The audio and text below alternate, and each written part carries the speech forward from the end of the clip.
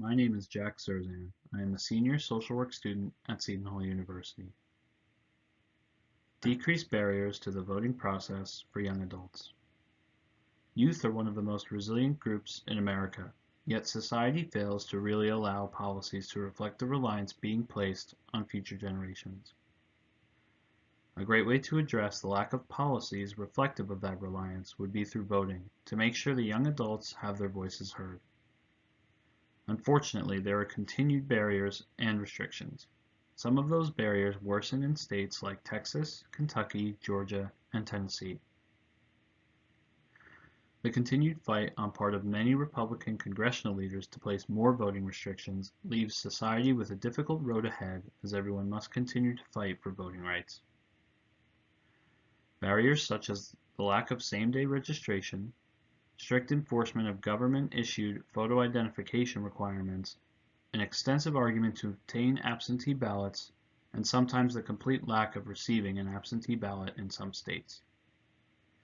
The list of voting restrictions is full of voter suppression tactics, and the most astounding suppression tactic would be the relocation of polls or the removal of poll sites completely in areas that are primarily made up of minority communities.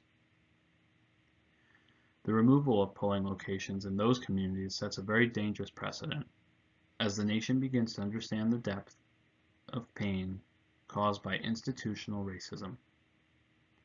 Social workers aim to eliminate racist policies, and this measure sets us back.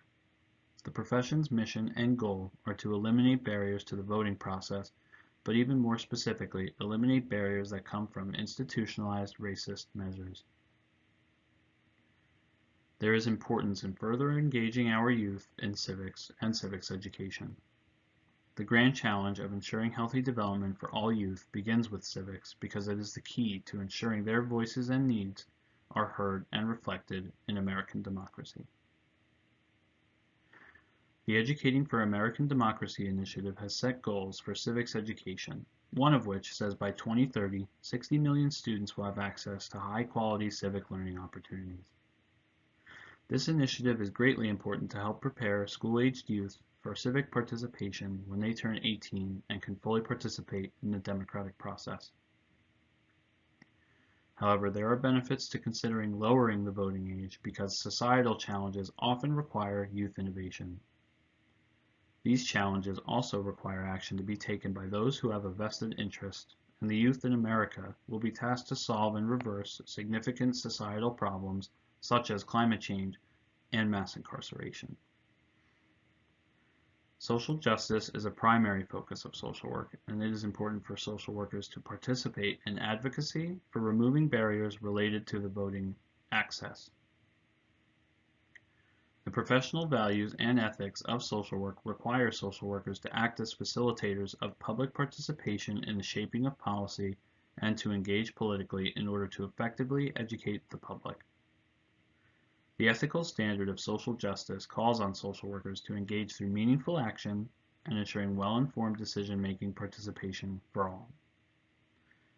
Social work is a powerful profession, spanning many different fields of practice that has the influence necessary to drive the movement of voting rights across the country. Voting is fundamental to social work, as evidence shows that engaging in the election process increases social justice and individual well-being.